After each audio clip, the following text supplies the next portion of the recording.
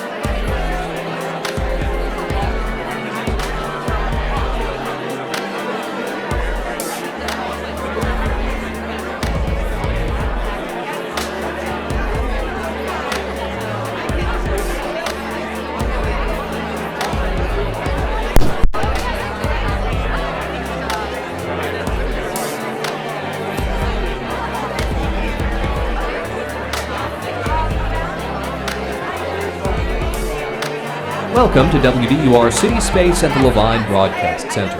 Please take your seats. The program is about to begin.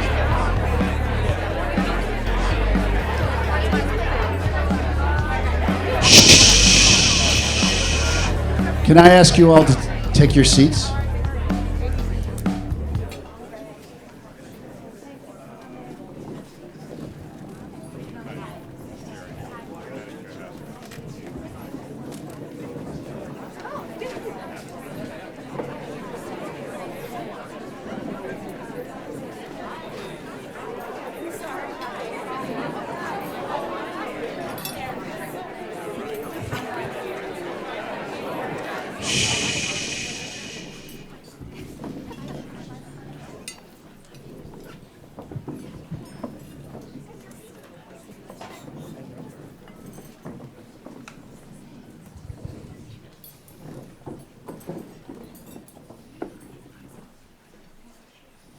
Ladies and gentlemen, welcome to CitySpace. You pay attention with so much at stake. Seas are rising and chronic flooding will be the new normal. You navigate, you listen, you keep an ear out. You pay attention, and so do we. We tell the stories of our time every day. In the 26th day of testimony and on the 139th witness, Shahar Tsarnaev wept. We unearth what would otherwise stay hidden. There's just a lot of hate in this world, and that day, for that hour, we were humans. Across the street. The Red Sox have won the World Series. And around the globe. It's here and now. This is modern love. This is WBUR's All Things Considered. This is only a game. This is On Point. This is Radio Boston. On air, online, on demand, and on stage in the heart of Boston. I'm Jack Lepiars. Welcome to WBUR CitySpace. Always looking forward, paying attention, and knowing that your story is one of our stories. Good morning. I'm Bob Oates. I'm Lisa Mullins. I'm Meghna Chakrabarti. I'm Jeremy Hobson. This is 90.9 WBUR Boston.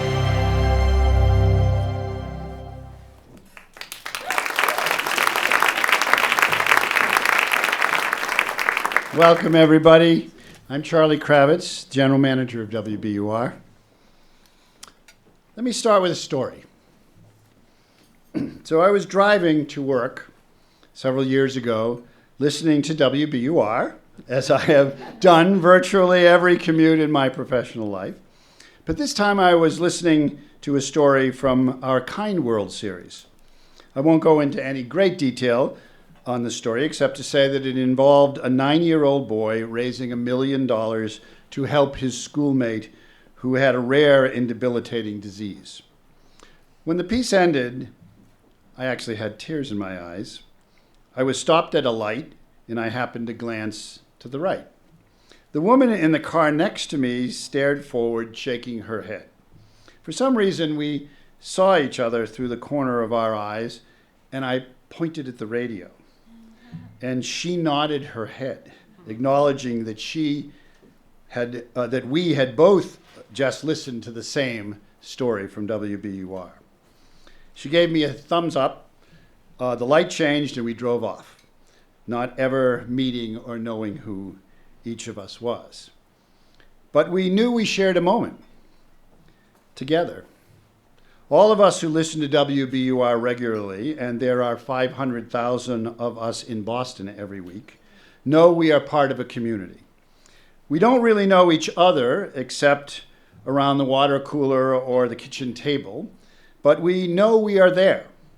It has been my dream to make a home for all of us, a place where we can come together, to meet the people who enrich our lives through their books and artistry, their political impact on our lives, the leaders of businesses who drive our economy, the doctors who treat us when we are sick, and the scientists who try to cure our diseases, the performers who dazzle us, and the teachers who educate us, the journalists who inform us, and the professors who help us to understand the sweep of history and our place in it. This is the dream realized tonight, and it would not have happened without the extraordinary support of the Barr Foundation.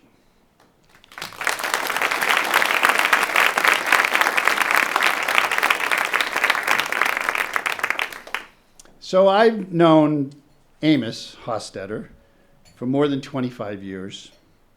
I call him the patron saint of New England cable news, which is which I started with my friend Phil Balboni in 1992. I understood back then that Amos believes in making Boston a better place. And without his support, my professional home for 17 years, NECN, would never have been created. So when I came to WBUR, I reached out to Amos and we met for lunch. He told me he had been listening to WBUR on his way over to lunch, as he often did. As we dined together, I shared my vision for WBUR, and Amos was his gracious self, expressing support and encouragement. Of course, that is no surprise for those of you who know Amos Hofstetter. Amos and Barbara have been longtime supporters of public media in Boston through their philanthropy and their leadership. I don't believe anyone has done more to advance the public media's core mission to educate, inform, and inspire than Amos and Barbara. Since that lunch, the Barr Foundation has lifted up and inspired all of us at WBUR. It has invested in local journalism, which is the most endangered corner of the American news industry. Every day, we all hear the fruits of Amos and Barbara's commitment to Boston on WBUR, and I am here to acknowledge the transformative power of their generosity. So when Jim Canellis came to Boston to head up the Barr Foundation, Boston got what I think is a kind of a gift that can't be counted in dollars and cents. An exceptional human being and a capable leader who embodies all the core values of Barr.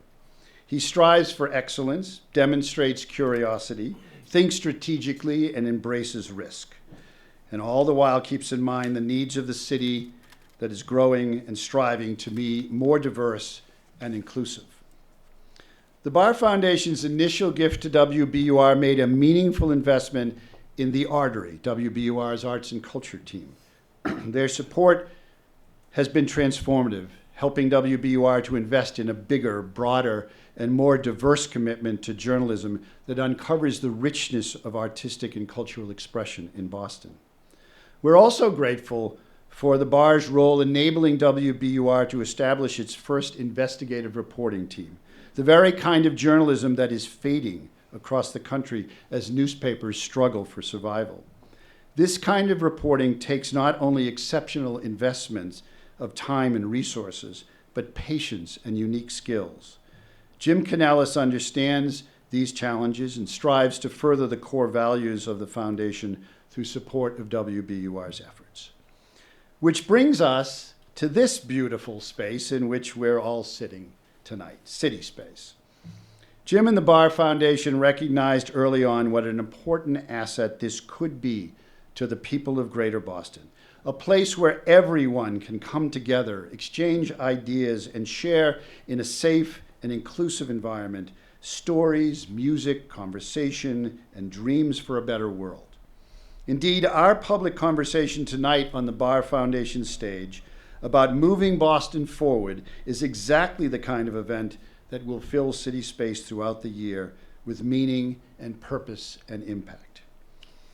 Jim, I know you don't seek public attention. Indeed, you shy away from it. And I'm sorry to make you uncomfortable tonight, but I am taking this opportunity on the Barr Foundation stage to thank you for your leadership of Barr, your support of so many transformative initiatives at WBUR, and your enthusiastic embrace of CitySpace. Thank you, Amos.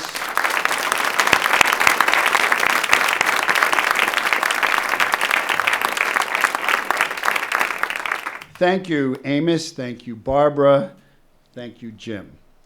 And everyone here tonight at the Barr Foundation for making Boston's home for public conversation a reality. So let's get on with the evening. Cultural and artistic expression is a key part of the core mission of CitySpace. And with that, I'd like to introduce Mazzari Studios, a talented local group of performance artists who has created a piece to kick off our evening. We're excited to premiere this performance, which we commissioned to celebrate and personify, if you will, CitySpace. Using poetry, light, sound, and music, it marries all the components of the kind of programming that will have its home here at CitySpace. Thank you.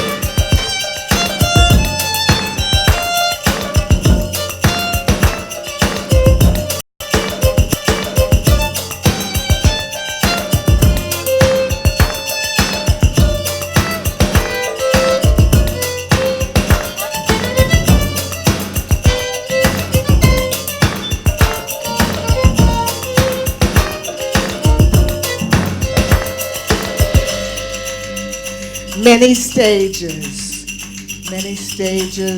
here in Boston. Stages for teaching, stages for conversation, stages for uplifting the human spirit. Boston is unique, national and international. Many stages, a world of culture. Many stages, a conversation for everyone.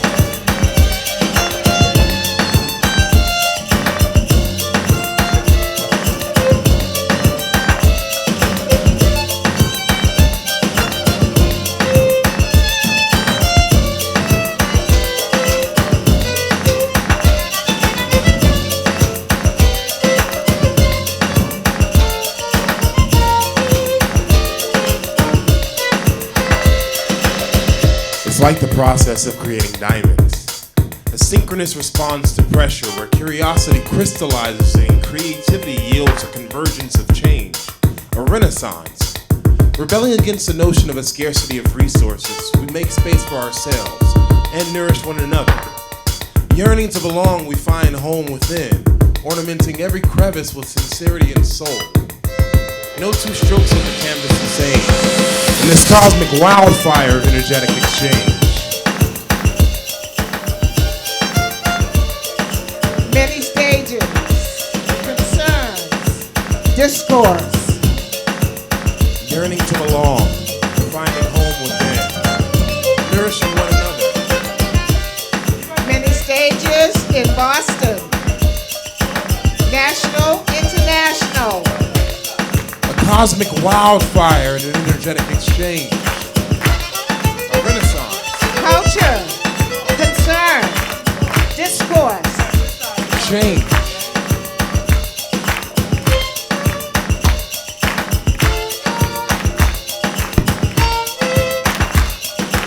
Many, many stages. Yearning to belong. Stages of stages in Boston. Nourishing one another. Many stages, a world of culture. A convergence of change. Discourse. A synchronous response to pressure.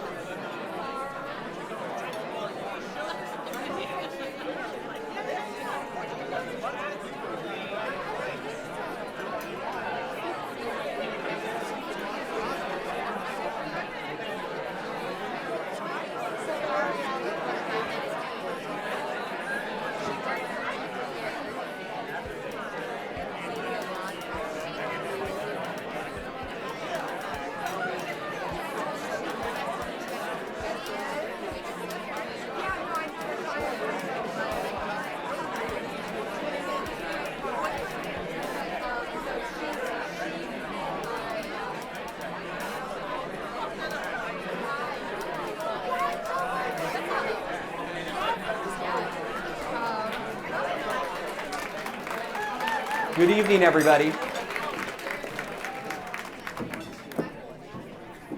Good evening.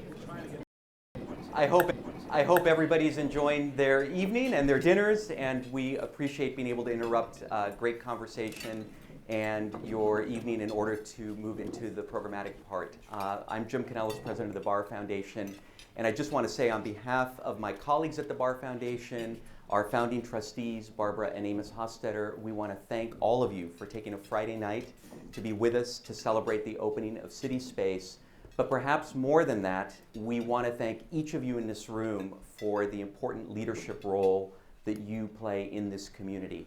Boston is the special place that it is today because of what each of you do day in and day out to make the community the special community that it is. And so we want to thank you. And tonight, in part, is to celebrate CitySpace, but selfishly for us, it was an opportunity to celebrate all of you. So thank you very much.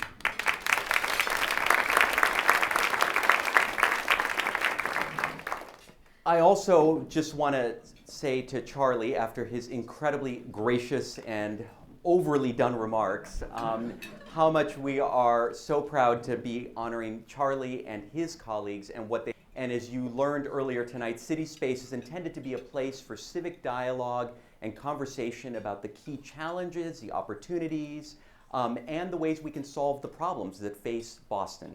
And that's, in fact, going to be the conversation tonight. So one of the things that Boston has done so well over the years, and I want to invite us to think about this, is there are two attributes that have defined the Boston that we sit in today. And those attributes are aspiration and bold action. And think about the legacy that we have been left by those who came before us. Boston created the first public park in 1634. It created the first public school in 1635. It created the first subway. It probably still looks this way in 1897. I think it kind of does, actually.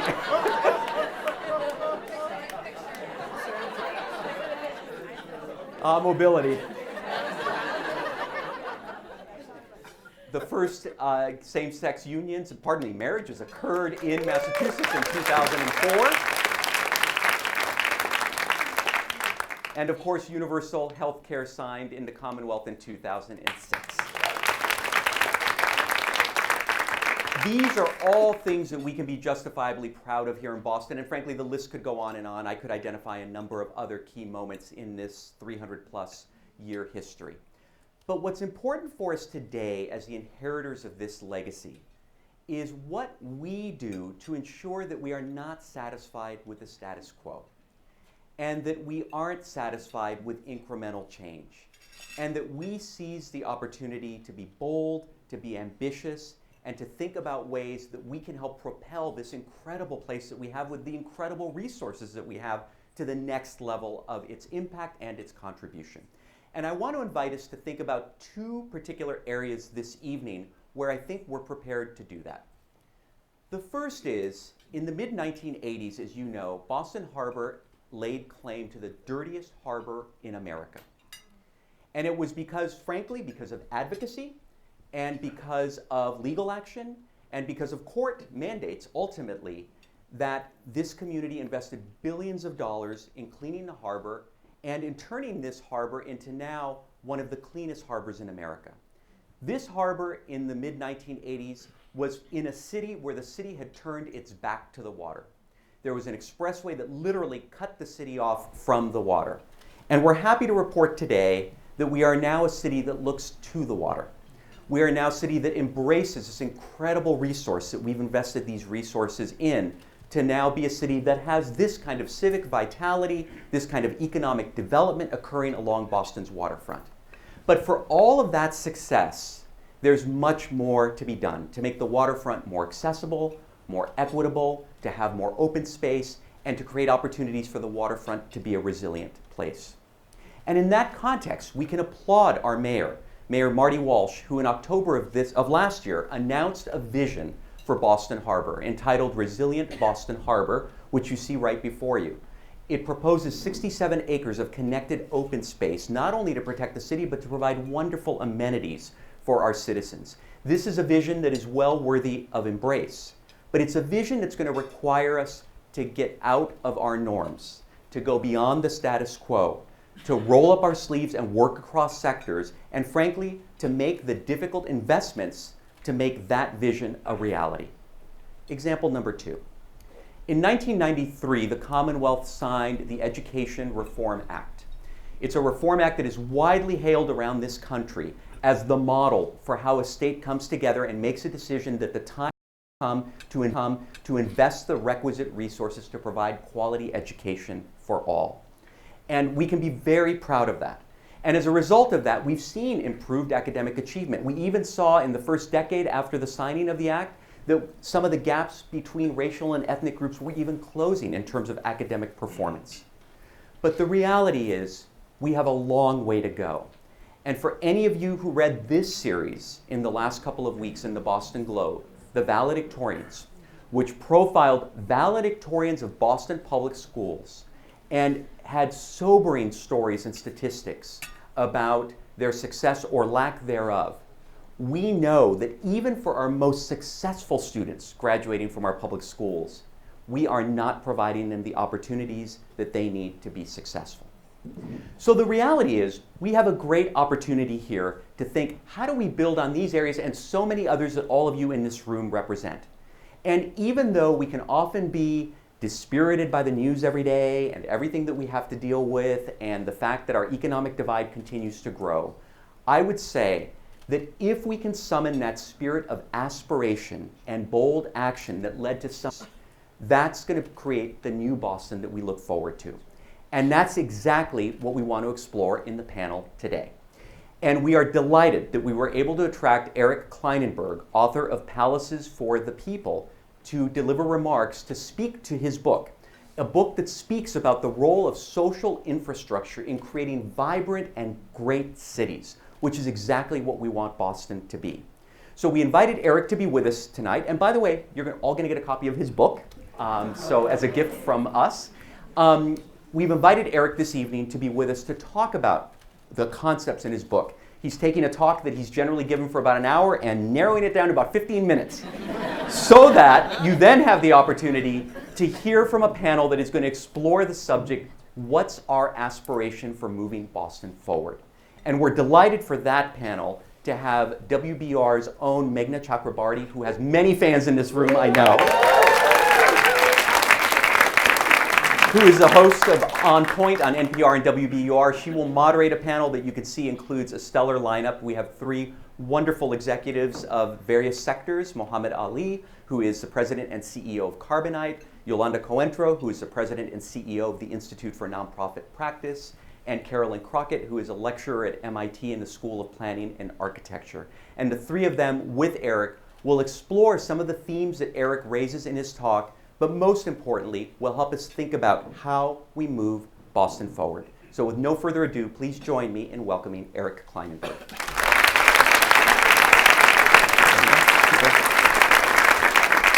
Thank you all so much.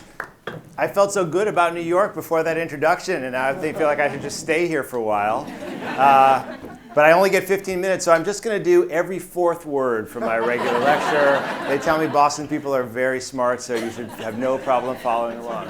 So the idea I want to talk to you about tonight is this idea of social infrastructure, which I think is going to be an odd concept for you. But I know you're talking a lot about how to build the city better. And generally, when we talk about big city projects, we talk about hard infrastructure. And what I want to tell you tonight is there's this thing called social infrastructure. You're actually sitting inside of Boston's newest social infrastructure, and it's just as real as the infrastructure for water or for power or for communications. It's the physical thing that shapes our interactions. And when we take care of it and invest in it, we generate a capacity to come together that we otherwise don't have. So even if we have a strong cultural orientation to be together and to do projects together, if we don't have gathering places that work, it's very hard to make that happen. Ask any mother who's met a good friend on a swing set because she goes to the same playground, every afternoon, about social infrastructure. And I'll tell you, Oftentimes, the best social infrastructures that we have come from bleak moments when things look really hard. I can't help but say very quickly that all of my thinking about social infrastructure started not from New York City where I live now, but from work I did in my native city, Chicago, because it sounds weird to talk about this in a week like this, but about 20 years ago, there was a heat wave in Chicago. It's a totally weird concept. Apparently, sometimes H2O actually flows in cities, and during this heat wave, more than 700 people died in Chicago in just a couple of days. And what I found in my research, which was in my first book, Heat Wave, is that what made a difference for poor and vulnerable neighborhoods, it was actually not who lived there, how much crime there was, like how the culture operated, but you could find places in Chicago that were separated by a street that were demographically identical, and the places that had a lot of deaths were places that were depleted and bombed out and had empty lots and abandoned buildings and sidewalks that were broken and parks that were scary because they weren't well maintained. And the places that were poor and vulnerable and full of old people who should have been isolated but did really well, despite their poverty and deprivation, had a robust public life. Organizations that were vibrant, had neighborhood branch libraries and things like that brought people out of their homes. And that was purely about social infrastructure. And I started thinking more about this concept when Sandy hit New York City. And you probably know this image, right, of New York City's hard infrastructure failing and breaking down. This became an iconic image. And people didn't see this as much, but what, in Boston now, like in many cities around the world, you're starting to think about the fact that, well, we've embraced the water, but we didn't mean that much, It's really coming, right? And we live on this different planet than we used to inhabit, and it means all these cities that have decided, we have to clean up the waterfront, we have to make them part of the city, are now confronted with this problem that the water is rising, it's coming towards us, and we have to figure out how to rebuild the cities that we live in, the neighborhoods that we live in, because we don't want this to happen.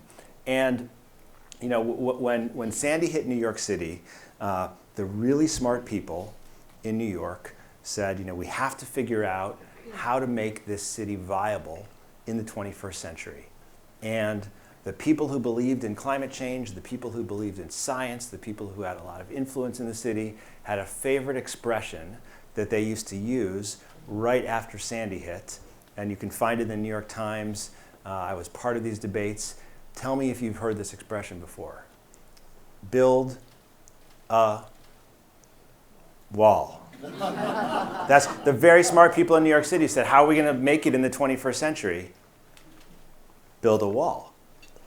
See that? That's the Verrazano Bridge. Maybe some of you have been there recently. That's a giant seawall. It's not built, in case you're like, God, honey, I think I was just there the other week and I didn't see that giant seawall. We didn't build it, but there were kind of ardent calls throughout the city to invest billions of dollars in walls like that, right? And that was a tricky idea because, we're fairly litigious in New York City. You probably heard that. And this is going to blow your minds. It turns out, I've lived in New York City a long time. I just learned this because I wound up working with the Obama administration on a big project called Rebuild by Design, and I got access to some classified information. If you promise not to tell anyone this, right on the other side of the Hudson River, and that thing is a giant place called New Jersey. And please don't tell anyone this, but if you build walls, it's not like the water in the sediment just disappears, right? It goes to New Jersey. And look, New Jersey is much easier to work with these days than it was just a couple years ago. So you just threw in New Jersey and built the wall around New Jersey too. Did you guys know there's Delaware, and it goes on and on and on. It's like Maryland, Virginia, North Carolina. You guys tell me when to stop building the wall. It turns out, the wall is kind of a dumb technology, and it works about as well for water as it does for people. So we thought we have to do something smarter, and President Obama.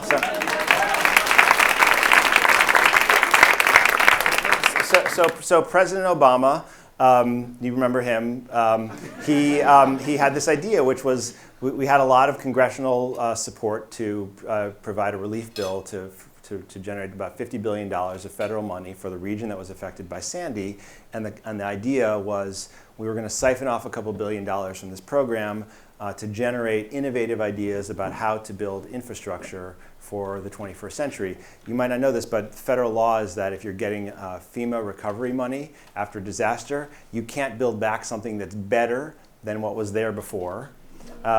Because the federal government is skeptical that local governments are going to cheat a little bit and kind of renovate. You can just have the kitchen you had before. But the problem is that when the world is different and the sea levels are higher and the storms are bigger, you don't want to just rebuild again, right? That's a really dumb idea. So that needs to change. So we were able to generate some wiggle room to do this international design competition and get teams from around the world to pitch ideas and to actually compete for a couple $1 billion of funding to do 21st century infrastructure projects. And many of the world's great architects and landscape architects and engineers got involved in that program. And the presidential administration asked me if I'd be the research director.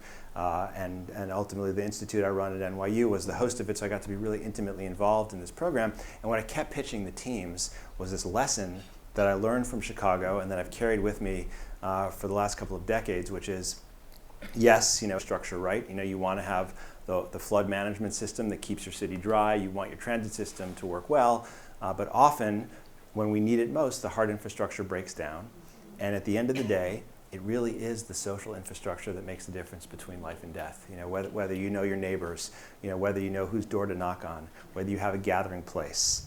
That's what matters at the end of the day, and we should think about investing in social infrastructure too. I pushed that to all the teams in this competition.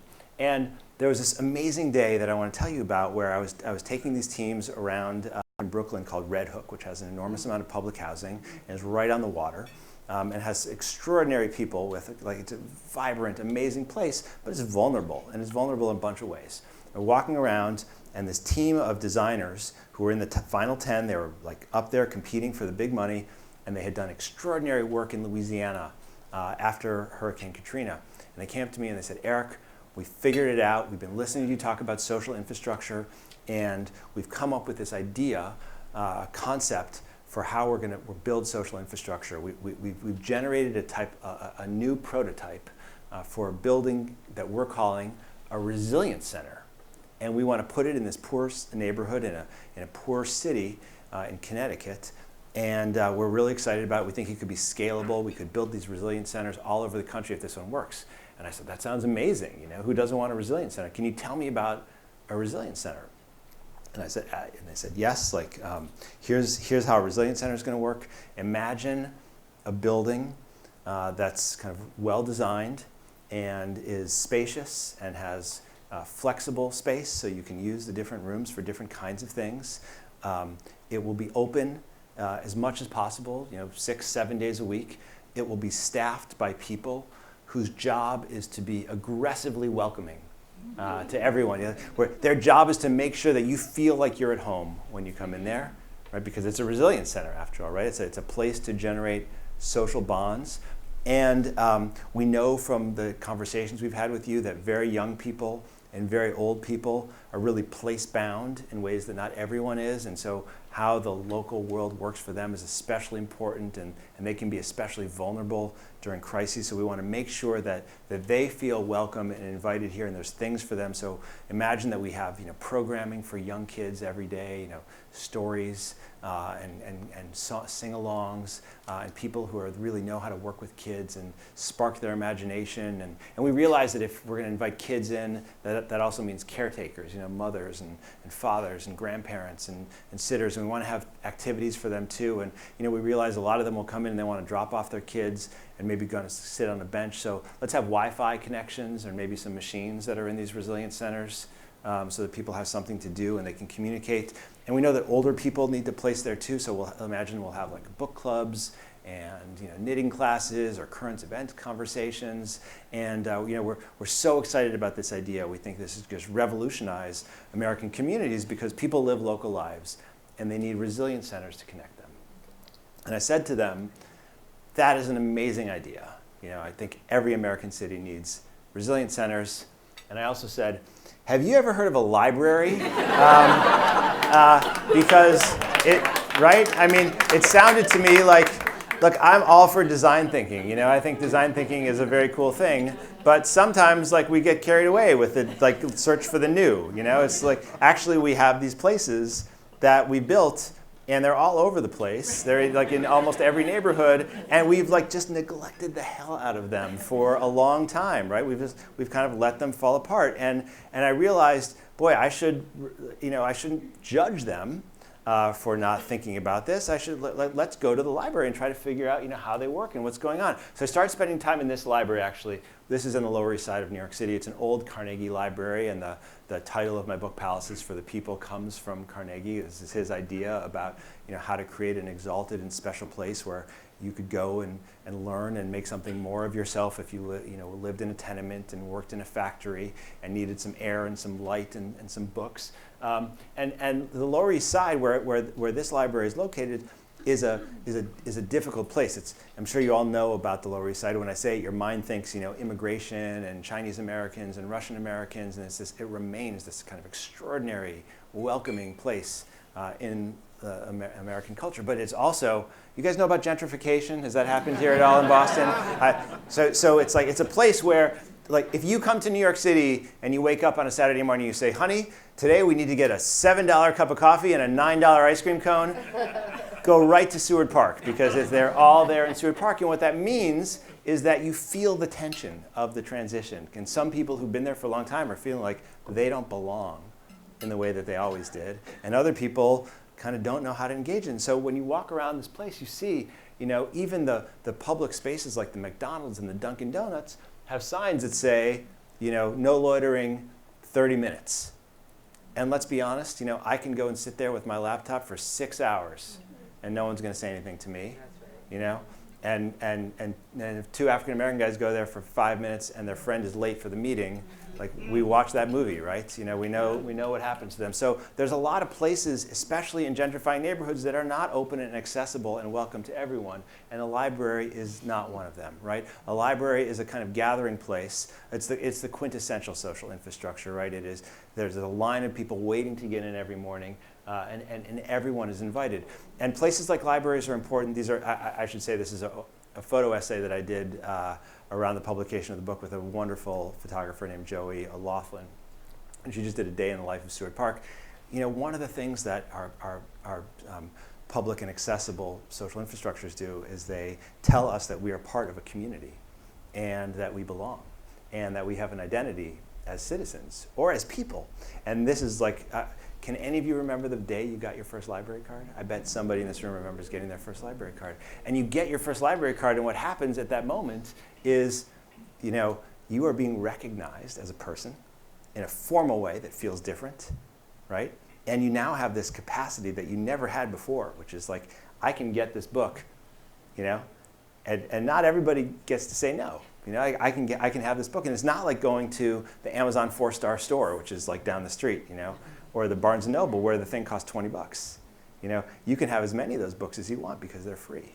And it's a very powerful thing to become part of a community. And by the way, once you get that book, you can't do anything you want with the book because you have to return it because there's another girl who wants the book when you're done. And so you learn about that responsibility. And we have built these places, that are resilient centers all the time. These are, you remember Bowling Alone? Do you guys remember Bowling Alone? There's a brilliant political scientist named Robert Putnam who works down the street from here who wrote this great book called Bowling Alone.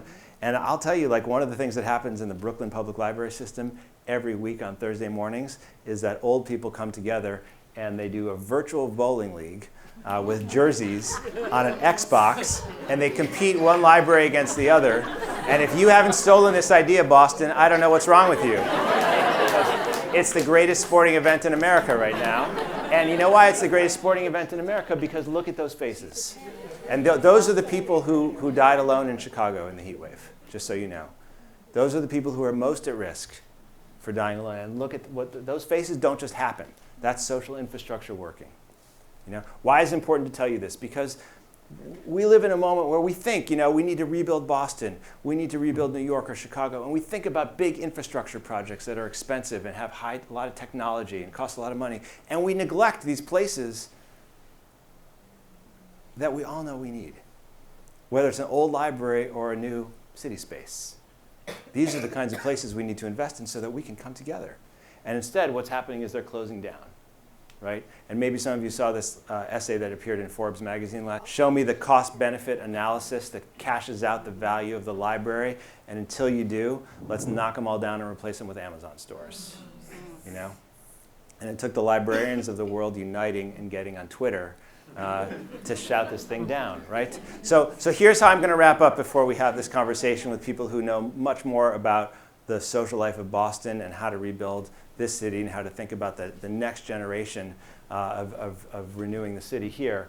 In coming years, we are going to be spending billions and then hundreds of billions and then trillions of dollars on infrastructure, right? Because I looked at that picture of your subway system and laughed also, right?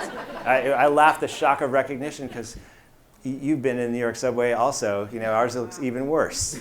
So we don't have systems that help us be in the 21st century anymore. We have systems that drag us back a century back, The subways are slower in New York City than they were 60 years ago. The libraries are closed more of the time, right? So we're going to be spending more money on infrastructure no matter what. And we have two big ideas about what kind of infrastructure we should build right now. We just shut the government for more than 30 days over a fight over really, whatever your politics are. I don't care if you're a Republican or Democrat. The wall is it's just the simplest and most ineffective infrastructure you can imagine. And what's worse, it's the most antisocial infrastructure. It divides us. It turns us against each other. It hardens our divisions and makes us more violent. It's not all about him, though, because in Silicon Valley, the leaders are telling us, hey, you don't need places like libraries and city spaces anymore because Facebook is your social infrastructure. That is what he said after the 2016 election. Facebook will be the place where you will have meaningful community engagement. And what irked me about that is, first of all, I'm always suspicious when someone says the solution to life's problems is to use their product, right? I mean, exception for authors of really good books, for sure. But, right, I mean, we can agree on that. But no one on earth has spent more money on physical social infrastructure than Mark Zuckerberg. If you've ever been to the Facebook campus in Menlo Park, California, it's Shangri-La, It's like bike paths and yoga studios and people massaging you while you code. It's like everybody, it's just pure physical happiness. And they don't let their own kids use their own social media products because they know it's dangerous. So it's like, we're going to be here on Shangri-La, and you guys get the phones. That's a bad deal too. That's a much better deal. Look at each other. Look at this room. Look at this room. This is a better deal too.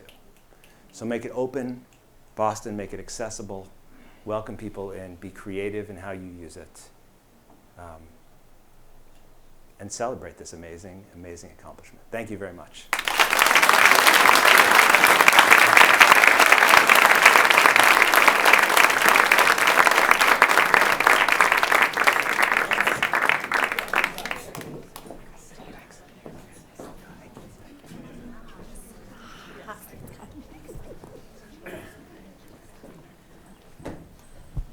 Good evening, everybody. Eric, thank you so much. That was absolutely fantastic.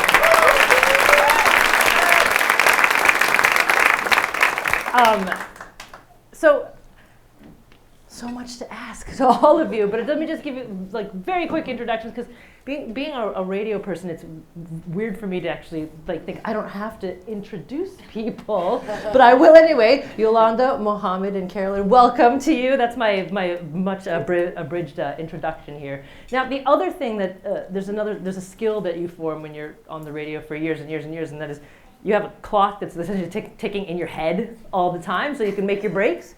And the clock ticking in my head tells me that we're actually behind right now, technically.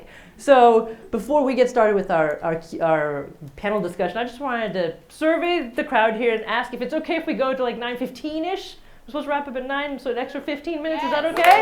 All right. Good. I have to be home on Sunday. There's a game on.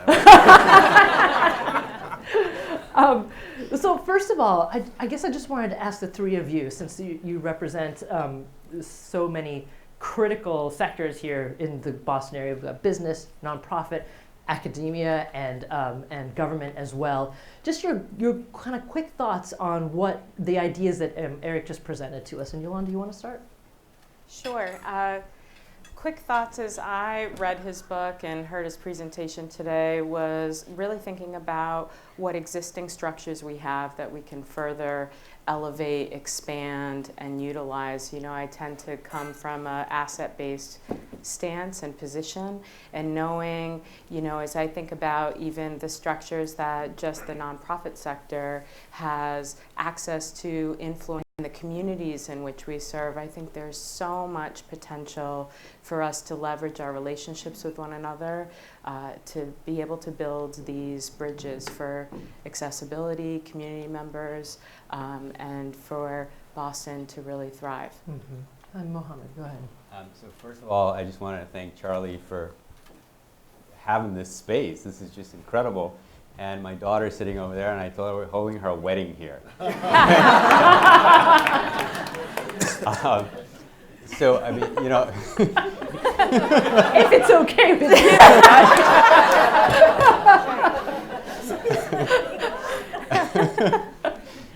We'll discuss it later. So, you know, I run a company called Carbonite, and we're located in downtown Boston, in downtown Crossing. And some of you might remember what downtown Crossing used to look like. And today, I have to say, it is an incredibly vibrant place where people see each other and we connect. We moved into, so this building was owned by State Street, and one day they disappeared, and the landlord sort of hyperventilated, and we showed up. And we actually were the first tenant in this building, and we built it out really quite nicely, got a good rate, and we were the only ones in there. And then a company called VMware came there. I don't know if you guys have heard of this company, but you know they're worth a lot of money. There's another company called Sonos. You guys, the speaker, right? They moved in, and now I go to work and I see people, I see other engineers, I see other CEOs, and we have a community there. And there's something really special about that. And yeah, could we have that connection over Facebook? Yeah, but I tell you, when you see these people in person, it makes a difference. It also, we now have a space that we can open up, just the same way Charlie's opening up this space.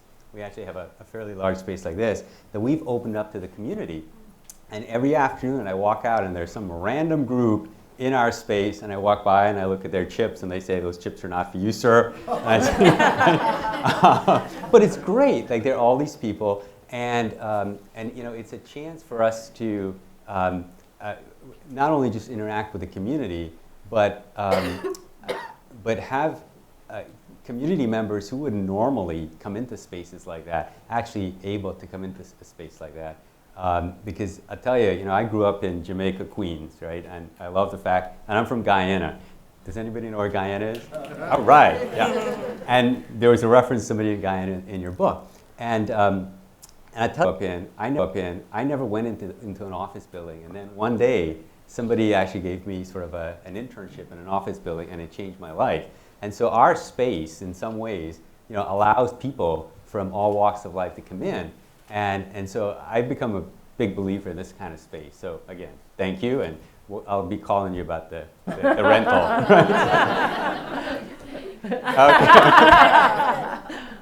Carolyn, go ahead, please. Yeah, for me, I think so much of the operative word is community in this, and trying to figure out what it means to build a community. And so much of it in Boston has been around resistance and people saying no to things and really trying to come up with better options. So I appreciate so much of what Eric is offering us to think about the social infrastructure as a place to build what we think is necessary and possible.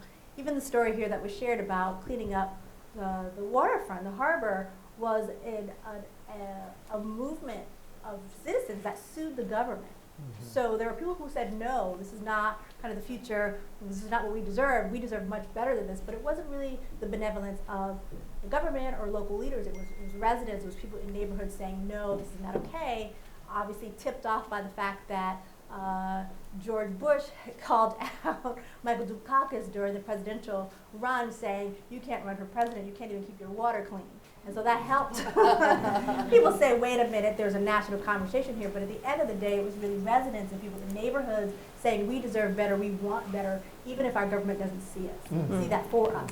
And so a question I sit here thinking about is how is it that we are able to kind of be bold in our ability to listen, to capture what residents know is right for themselves, because ultimately that is what's made the city so much better for us in many ways, whether it's the subway, it's the waterfront, whether it's highways and rebuking them, or schools thinking about better alternatives. And so we have an opportunity here to be bold in ways that we've slept on before. Yeah. So Eric is calling us to action, to a boldness, which is, I think, is part of the DNA of Boston, even when we've gotten it wrong. So I want to come back to that because it's a vitally important point here. But let me just take a slight tangent here because Eric had a follow-up question from something that you presented to us a few minutes ago. Bizarrely, my undergraduate honors thesis was about seawalls, and really, yeah, I did my thesis on the seawall that they're building, or actually they have built in Venice, Italy, to save Moses. Yes, Mose, they were calling it. That one is designed to close off the lagoon of Venice from high water events, which are like every 6 seconds now. And the city, of course, is continuing to sink. And in the process of doing that, it's funny, worlds collide in very interesting ways, because I ended up being lucky enough to go to Venice and interview some of the people who were helping design the seawall back then, or I should call them floating gates. So like a little bit of taste of what it's like to interview people at the age of 21. But my question to you, Eric, is one thing I learned then, and you sort of hinted at it now, is that these big infrastructure projects, they gather a lot of political momentum. They are marquee projects. Yeah. People love to have their names associated with them, their political legacies associated with them. They're hard to stop once they even become discussions. They don't have to get even on the blueprint phase. Yeah. Because everything that I was able to learn, and even was being reflected back to me in 1997 about the seawall in Venice, was that it wasn't going to help in the long run. Period. Full stop. But nobody would say, and we shouldn't do it. Right. So if we're talking about thinking of resilient infrastructure, thinking of social infrastructure, and raising its importance, how do we do that vis-a-vis the political momentum that the big, hard infrastructure projects always carry with them? So I actually have an answer for you, but can I first just say that I really admire you for doing that project in Venice, because I always looked and wonder at the people who figured out how to make their honors theses in Venice. I got out of Chicago, I went to graduate school in Berkeley. It's like, what are you going to do your dissertation about? I think I'm going to do it about a heat wave in Chicago where people died alone in the worst neighborhoods. I'm going to Venice to look at sea gates, someone is... I did my study abroad in Italy, and we went to Venice in November, and it was 4 feet of water in St. Mark's Square the whole time, so it was just... I'm so glad you made it through that. So look, I want to be clear. I'm not against big infrastructure projects in general. There are places on Earth like New Orleans, London, that don't exist without big infrastructure. I want New York City to fix the subway, I really do. But there are some places that you can't fix with a wall. And so I had some slides that I didn't get to show you of one of the winning designs that came out of the Rebuild by Design competition that came from the Danish architect Bjarke Engels. And it's an extraordinary project for the Lower East Side of Manhattan, where basically there is so much valuable infrastructure and so many people and so much vulnerability in Lower Manhattan, especially on the East Side, that you can't just let the water in, right? You have to do something about that. There are places where you can let the water in, but not everywhere.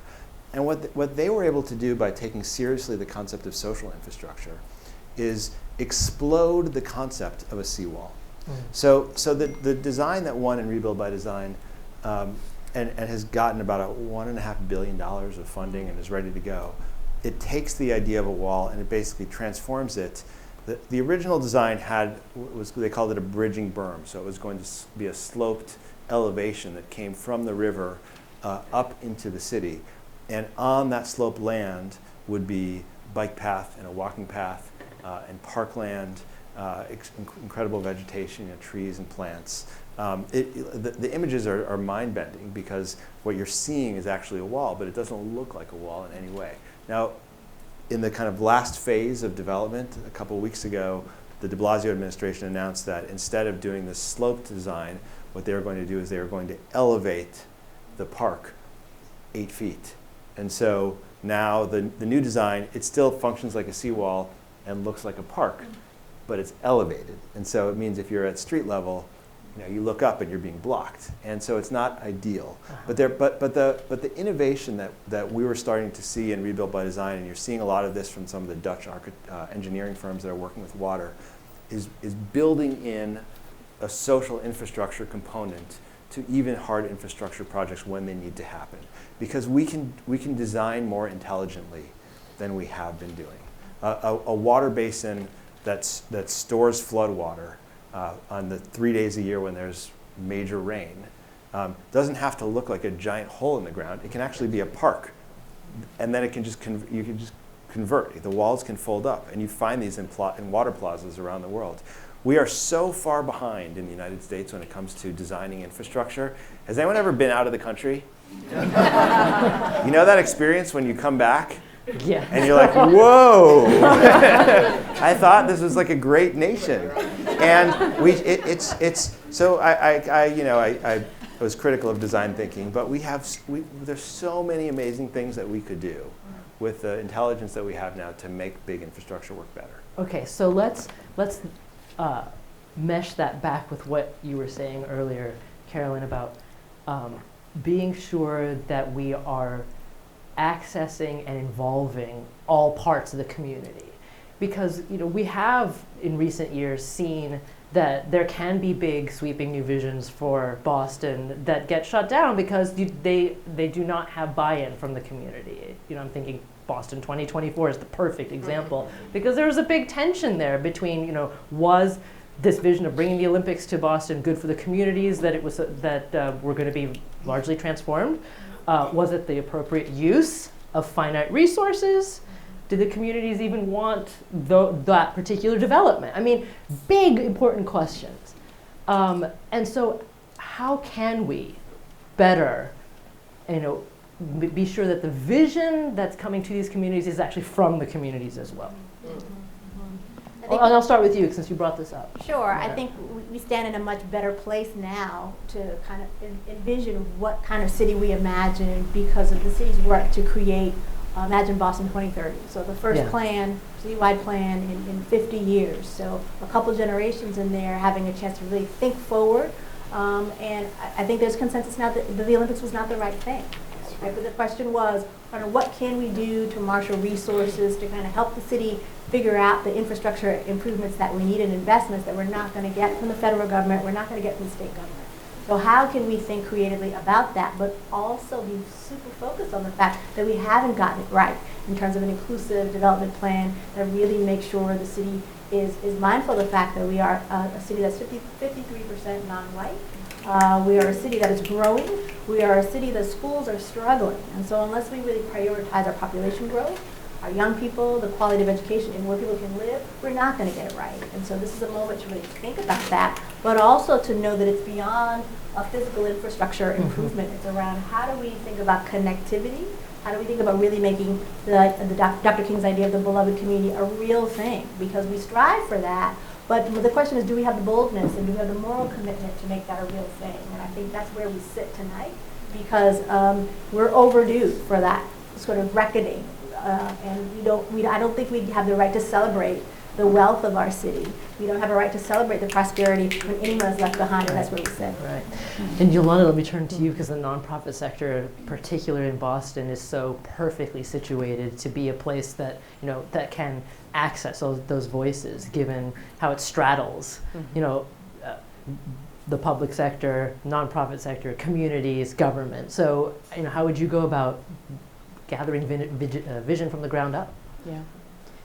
So I think it's kind of important to maybe in the vault here of CitySpace to name what we're not doing well right now, which is 10 to 13% of our leadership are people of color. Yeah. And so, when you think about the largest organizations, so the ones that are really influential in the city, over $20 million operating budgets, just a little over 20% of them are run by women. And so in a sector that is actually created to tackle these complex issues that we're talking about, we're replicating the very dynamics that we're trying to solve. And so it's like we have to own that and name that. And then I kind of take that context and say, all right, there are ways we can move the needle on those. I know what those strategies are. I work on that personally every day. But then what can we do? I mean, most of the folks here are from the public or nonprofit sector. And I think about what can we do to build bridges together and start to open our doors differently, because we don't include the community either. Who sits on our board? Who sits on our team? Who comes into our spaces, And so I think we're starting to shift and think about, like this, how do we convene and have moments where we're in the same place and we can get to know each other as human beings, not as competitors, as people who are together to create social change, despite whatever our cause is, that they're connected. And, I know we also talked about kind of the regionality, and we'll get to that, but I just don't know how we sit in this silo and actually change things. Right. I think about Elaine Ang's right here up front, CEO of Third Sector New England.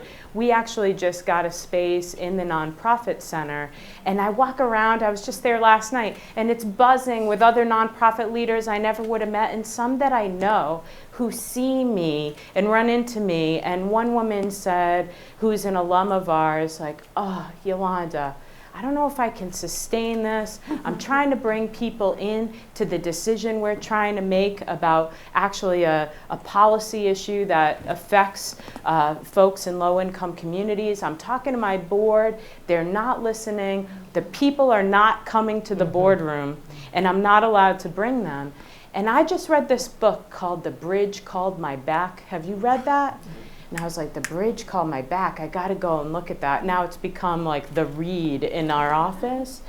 But that burden, you don't carry it alone. You don't die in social change. You might die in a heat wave because you're not by yourself. And I just think there are ways that are simple and practical that if we are together and we work together and we get to know each other across sectors, that we can actually marshal our collective energy to actually inform some of these big projects, but the little ones too, of just being in the same office, because those day-to-day changes matter so much. Yeah. So, Mohammed, what do you think? As you guys were talking, I was thinking about Seaport versus Downtown Crossing. Right. And it's very, very different. Downtown Crossing, we've got the Ritz on this side of the street, and we have a homeless shelter on the other side of the street, and we coexist, right? And for me, I feel like that's a much more vibrant place than the Seaport. And I grew up in New York, and I went to school in Midtown, and I go to downtown, and if you go to downtown late at night, it is just, there's nothing there. It's scary. It's like quiet. Whereas Midtown is always vibrant, and I feel that way about Seaport versus Downtown Crossing, and so I started reflecting on that, and I've worked for two very large companies, IBM and HP, and I remember, so in 1993, IBM was 100 days from bankruptcy. It was not going to be able to pay its vendors and employees or anything. It was going to go out of business. and it had 500,000 employees. And Lou Gerstner decided that the only way to save the company was to lay off 150,000 people. And there was a town called Poughkeepsie, and that town, once vibrant, became sort of a ghost town. And I remember going there in 2003, 10 years later, and I stayed at the Sheraton, and across the street, this beautiful cobblestone street, were all these buildings that were boarded up, right? And that's what happened to this town because there was this over-dependence on this one company. And in Corvallis, Oregon, HP, pulled out, and it had a negative impact. And so as we're making these investments in the seaport, and we're optimizing for these companies, and we're bringing them here, and we're giving them incentives and so forth, we do have to realize that it is short-term in the long history of the city, right? And so when GE came here and we gave them $200 million or whatever, I actually wrote an article that showed up on the front page of the business section of the Globe, criticizing it because and actually as part of that they gave $1 million towards workforce development, which they shouldn't have done because I was able to latch onto that as an insult, a slap in the face of the people of Boston, right? And so I think it's always sort of exciting, and these shiny companies are moving to the seaport or whatever, but I think as city leaders, and you guys are the city leaders, right? We need to think twice about that and think about what do we want the city to be like 100 years from now. And those companies are not going to be the companies that define what the city's like unless we let them, right? Oh my God, if you want to stay here for several more hours, we could just talk about the seaport. But Carolyn, I wanted to hear from you about a little bit more on your thoughts of reaching out and getting a diversity of voices and raising up decision makers even from places where historically Boston hasn't had their decision makers. Thankfully, I have to say, in the past couple of years, we're turning a corner on that, and let's keep up that momentum.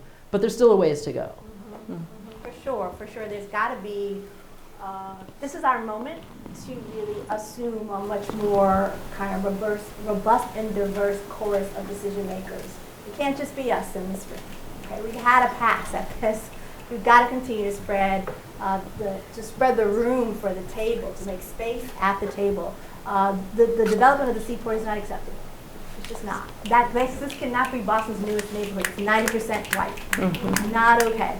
Right? So the question is, what do we do about not just the seaport, but the fact that we are creating a new city on top of a city that exists right now. The city is growing, it's booming, but we have not been super clear about what do we set as the principles for development and how we think about an equity agenda that's real. I definitely feel like this is a moment to shout out my fangirlness for City Councilor Michelle Wu is here.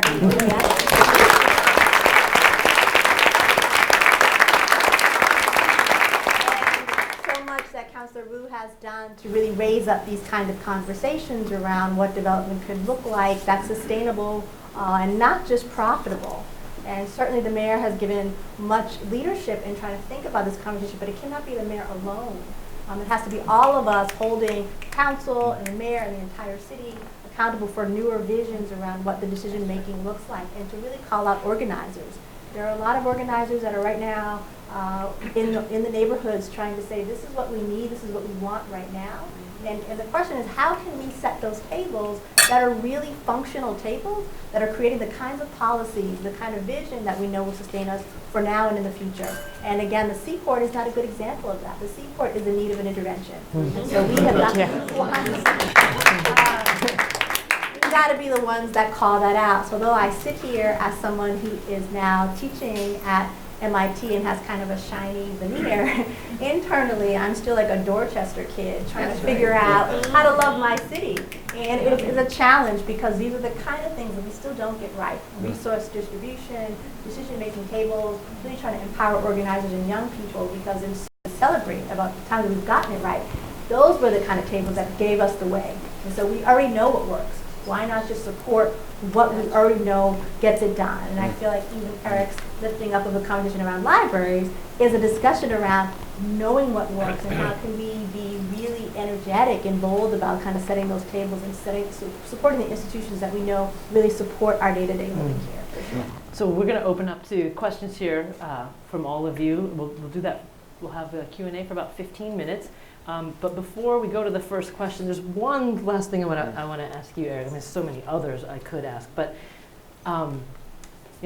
Mohammed hinted that he mentioned Corvallis, Oregon, which is not entirely out of the blue because that is where I grew up, and I moved to the Boston area in 1999, and to me at that time it was like one all big metro area, right? And I was like, wow, big city. Go across the river, and in my mind I was still in Boston, and I'd go down the south, and it was all Boston to me, okay? But honestly, I know this sounds like absolutely ignorant, but I was. And so people would ask me, like, where do you live? And I live in Brookline, and I'd be like, oh yeah, I live on like near Harvard and Beacon. And they'd be like, where do you live? And I'd be like, I live in Boston. Like, no. No. You do not live in Boston. And it took me like a solid year or so to really understand how profoundly important and limiting the divides are, right? And yeah, there's a lot of history behind that. But my question for you is, right now, we've been talking a lot about Boston, but really what we're also discussing is the greater Boston area. And Boston can't do it alone. Like, the mayor can put up his 55 or 60,000 units, and that still won't solve the problem. So I don't know if you have any guidance for regions like this that have to overcome hyperlocalism in order to solve what's essentially, large-scale regional problems, and not just housing. I mean, the building of the social infrastructure is required in neighborhoods and cities and towns all around the greater Boston area, and that sometimes this looking across city and town lines and making partnerships is going to be the only way to do it, but that's kind of hard here, / impossible sometimes. So you're asking me to solve the regionalism problem? Yes. I'm asking you to overturn like 1,000 Let me tell you how we've gotten it parochialism. done in New York and New Jersey, ladies and gentlemen. I invite you to travel on Amtrak and experience the tunnel. No, we don't know how to do it. We're really in a bind on this one, and it was a tremendous obstacle to us, in the Rebuild by Design competition, having to manage systems that integrated 2 different states. I wish I could say, like, I have the answer for you. I guess what I can say is that there's a growing recognition that the system is broken. It doesn't work. And we are now dealing with the kinds of existential problems that are forcing our hand. So this issue about, like, where do you build the seawall and where does it stop, really allows us to see that. So if we're trying to build systems that are going to deal with sea level rise, and we're trying to deal with, like, the threat of flooding from the Hudson, it just doesn't make sense to think about a solution on the Manhattan side that doesn't also hit the Jersey City, and Hoboken side, and same with transit. You can't just invest in one of these things. And so, it's not like I live in the same country that you do. I'm not so naive that I think, like, we've nailed this problem. We've got this whole polarization thing beat. But I do think that in the long view, we will be forced to come up with new strategies for governance, because you can't deal with a threat like climate change or transit with hyperlocalism. And the challenge is, can we do it before it's too late? And we don't know that. That's a story that we are actively writing together. And that's the story that you live, because that's the story of, like, political struggle and fight. And so one last thing about social infrastructure. It's not that I believe that if we just build more libraries and civic spaces that we automatically solve those problems. The problems of polarization and division, they don't get solved because here we are together. But I can't think of a better way to start? You know, I don't know how we start to move this without these gathering places where we can come together and address each other as human beings. And unfortunately, I feel like we've fallen into such an abyss. We have grown so divided. Things have gotten so hard here that we now face that fundamental challenge. You know, how do we don't all have to be friends. You know, the art of living in a city is not that we're friends with everybody. It's that we can recognize each other's common humanity and engage one another in a civil way. You know, we do not all have to be friends. And we have to scale that up. And if we can't do that, then we're in real trouble. So, where are the microphones? And we've got... Oh, okay. Go ahead. Thank you so much. My name is Roseanne, and I'm with Green Roots, an environmental and social justice organization that serves Chelsea and East Boston. And your last comments were right on point. We face significant challenges in environmental justice communities where we're looking at resilient infrastructures, and the city is putting out plans and visions that are saying the right thing, but we're too interested in making friends rather than standing up for what's right. There's a proposal right now for East Boston that would put a very dangerous electrical substation on a waterfront site that is projected, not only projected to flood, but has flooded 3 times in the last year. Right next to 8 million gallons of jet fuel, located in an environmental justice neighborhood next to 2 public parks. 65% of the population in East Boston identifies as Latino, and 17% fall below the poverty levels. And the folks in that neighborhood haven't been included in the decision making. They don't know that this is coming to their neighborhood. They don't want it. They're afraid for it. And yet our administration is saying we're being very resilient, and yet they're welcoming these unwanted and unwarranted proposals for our waterfront that aren't resilient, and yet we're afraid to say no to corporate greed and to unfriendly circumstances by just saying this isn't the right place. Let's rethink this. So how do we move the administration and our state to the right direction to get the low-income folks, the people of color, the people who live in that neighborhood to the decision-making table, to voice their concern and to say this isn't what we want for our neighborhood. Instead, we want the soccer field that was promised to us, rather than the dangerous electrical substation next to 8 million gallons of jet fuel on a site that's projected to flood next to 2 public parks. Carolyn, can I turn that to you, since you have the most recent experience in government? Government refugee here, for sure. We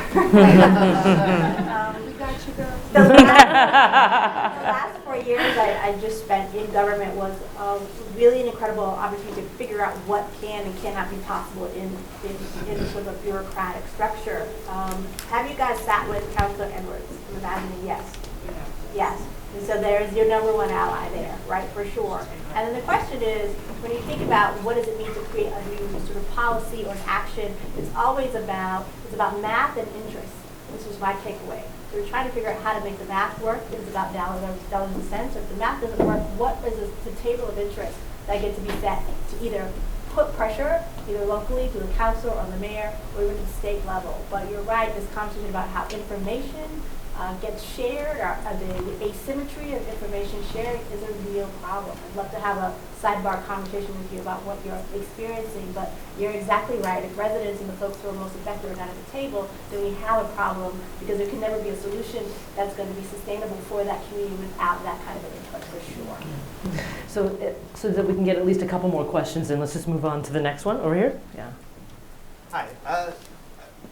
I would wonder how you might think about, I don't know who would answer this, but maximizing 2 of the powerful places for social infrastructure in our city. One is that we have these beautiful, multi-generational, diverse places known as our public schools that aren't yet set up physically to function for these social meeting places we're talking about. So I wonder how you would think about redesigning public school spaces to be more of the spaces you talk about. And then we have these palaces known as higher ed, which are walled off, which are beautiful physical spaces walled off to our communities. And I wonder what you would do to open up the space in higher ed to people who aren't paying full ride. I gotta take this one? Yeah. Is there somebody on the panel who's like, actually, you'd be much better than Eric for this I'll let you take the higher ed one. So there's actually just so I think told the stories in his book. So there's some great there's a whole chapter in the book about education. So there will be a quiz tomorrow morning. I have an Excel sheet with all of your emails on it. I'm going to send you all a quiz tomorrow morning. So I'm on the advisory board for the New York City Planning Commission that does the big kind of plan for the future of New York every 4 years. And literally just yesterday, the conversation I was having with the mayor's team was, why is it that we have all these incredible playgrounds in the city that are fenced off and locked up, all the time, so that if you live in the neighborhood, you can't play basketball or hopscotch or use the jungle gym or whatever it is. Like, it doesn't make sense. And I understand that you want to protect the school itself, but we are deprived of play space, in New York City. I live in Lower Manhattan. It's hard to get green space in a field. And then I walk by these places that are locked up, and that's a horrible use of space, right? And so I don't know what the situation is in Boston, but that is horrible. There's a very cool initiative happening in that Seward Park that I showed you before. The Seward Park Library is embedded in municipal playground, a larger park, and they're basically now taking down the walls surrounding that to try to use some basic design ideas to blend the neighborhood in with the park and make it more accessible. And look, we went through this period in the 1980s. We had a spike in homelessness, right? And cities started doing that kind of architecture designed to keep people out, right? Benches with spikes and fences everywhere. Yeah, the Mike Davis fans in the room are jumping up now. So we created this whole architecture to make city public spaces more unpleasant. And we screwed up a lot of things. And then we did Homeland Security, which was like, how do we militarize cities even more? Every time I walk into a building in New York City, I've got to have my ID with me, and there's some person who sits behind a desk, and I have no idea what they do with all that information. Does that happen in Boston? What are they typing in? Who's someone responding to them? But there's this whole kind of performance that we do that makes city life very unpleasant, and we've locked down too much stuff. And you're absolutely right to call it higher education. I write in the book about some experiments to try to do more with college campuses and to have colleges blend into the city more. There's some universities, like a place called Minerva, that's in San Francisco, but increasingly around the world, that they're trying to use the public amenities of the city as the campus and have the city students learn to be citizens. And every city has its town gown kind of struggle. But I think you're right. So I don't have the answer, but the question is important. And these are oftentimes institutions that are either public themselves or depend on public resources to exist. Look at how much public money is going to Harvard and MIT, and dare I say BU. And we should be thinking more about what universities should do for the cities that they're embedded in. So one more, yeah. Go ahead. So my realization is that we cannot sustain life on the planet if we don't change our world. And I'm guessing many people, in some fundamental way, we have to change. But when you look at reports like Carbon Free Boston, or not to pick on Boston, but any report from any city, it seems like the governments are saying, we got this, everything's fine, you can just go on doing what you do, and everything will be solved, and in a couple of decades, 3 decades maybe, we'll all be switched over to renewable energy, everything will be fine, and life will be sustainable again. And do you believe that? No. I find it hard to believe. I feel like the message that they're conveying is this: we can fix the system without changing. I wonder what it is that we have to change fundamentally in our system that will affect all of us, that we have to be prepared to do and willing to do and can do. Mohammed. Okay, I'm going to leave now.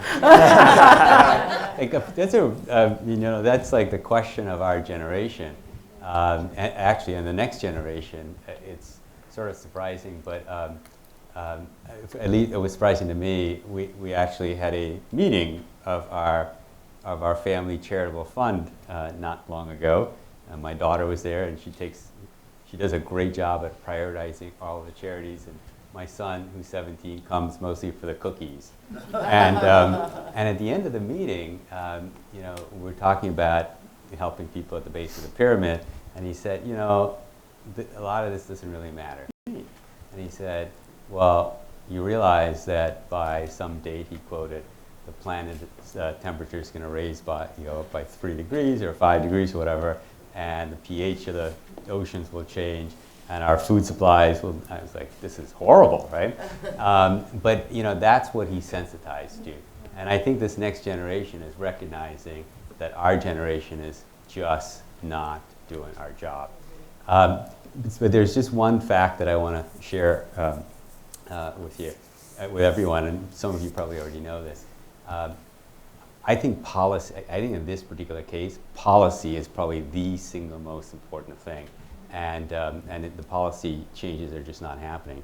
So in 1909, Thomas Edison had built a whole fleet of charging stations, and there were all these electric cars out there. And Rockefeller, who had Standard Oil, and he had created really a monopoly, like the most probably powerful monopoly in history, decided that cars need to be powered by gasoline and not electricity. And he was able to just drive the prices down. And the way he did it, he eventually got into trouble with the Supreme Court, but he was able to drive the prices down and basically get rid of the whole electric car industry. Now just think about that. 1909, it's 2019 now. 110 years. We had 110 years of innovation on electric vehicles. This would be a very different planet today, right? But because of policy, we let that happen. And the other day I was at the Commonwealth Summit, and I'm not quite sure, hey, am I allowed to talk about that stuff here? It's like, no, okay. All right, so I won't say what happened there. But imagine there was a policy. They built one of those Back to the Future time machines, and they went back to 1908. Right. They re-engineered the oil system. Right. But don't tell anybody the story. Imagine there was a policy discussion with some leaders of our state, and we're talking about this, and they're giving you dates that are well into the future, and nothing is really happening, right? And so I think kind of the only point I'm making here is that if we make policy changes today, we might be able to get someplace. But if we wait and we wait and we wait, we won't. And so I know we have great leadership in this state. It sort of has to start in this state, right? We need leaders, and I won't name names here, but you could probably guess. We need leaders who are going to actually take action today. And given the fact that Jim pointed out all the firsts in Boston, including the first universal health care, I think Massachusetts needs to take leadership in climate change and then let everybody follow. And it actually will require some significant policy changes. So I don't know that I have an answer for you, but I think we've got to start someplace, right? Oh, it does.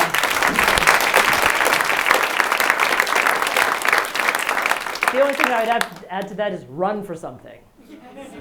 Seriously. I mean, I think we're seeing that in the past couple of years. We can make individual changes in our own lives, and we should. But I think Mohammed's absolutely right. But you catalyze that change by being at the table. Now, look, we could talk all night about all of these issues, and this is the big first of many such conversations that will happen right here in this space. So let me just give my extreme thanks to Yolanda, to Mohammed, to Carolyn, and to Eric for being with us tonight. Thank you so much.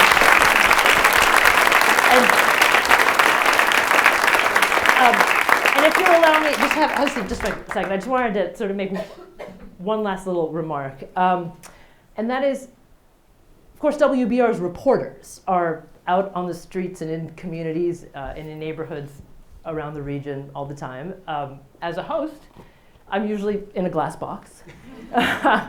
And while I know that people are out there listening, I don't oftentimes get to see you. So it's very nice. Everyone tells me, oh, it's nice to put a face to a voice. Well, it's nice to put faces to my listeners. So it's great to see you all. But it's so funny because this on occasion when I was hosting Radio Boston, I'd get tweets from people who would be like, I can't believe that you didn't like tear Marty Walsh a new one last time you talked with him. Because you did already. You know, you're intellectually lazy, all that good stuff from like, you know, CJ7905344, hashtag Matt Polly. And sometimes I respond. And I'm like, hey, which part did you actually think was intellectually lazy? Tell me more. Lots of times there's silence. Sometimes there's a response to my response. This also happens now on Point, but it's actually a little harder because the depth of the vitriol is actually even greater. But sometimes there's a response. And on occasion, we moved to email. Like that's actually a huge step, right? Getting out of social media to email. Because most people, they don't bother to like create a fake email address to send me their email from. They're sending it from their real email address. So I have a name. And we exchange some emails back and forth. Now, on the rarest of occasions, like turns out the person's a passionate WBUR listener, they just really got bent out of shape in that moment, and they come to an event and they're like, oh yeah, I'm the one who wrote you that email about how intellectually lazy you were, Meghna. But we've met, right? And that is the moment where we become humans to each other, right? So that humanization was catalyzed by the space because we met together. And so, we're talking about social resilience. We're talking about a vision for our community for the future. We're talking about bringing people and neighborhoods together. And undergirding all of that is this drive to be sure we are humanizing each other. And I think that in this day and age, there may be nothing more important than that.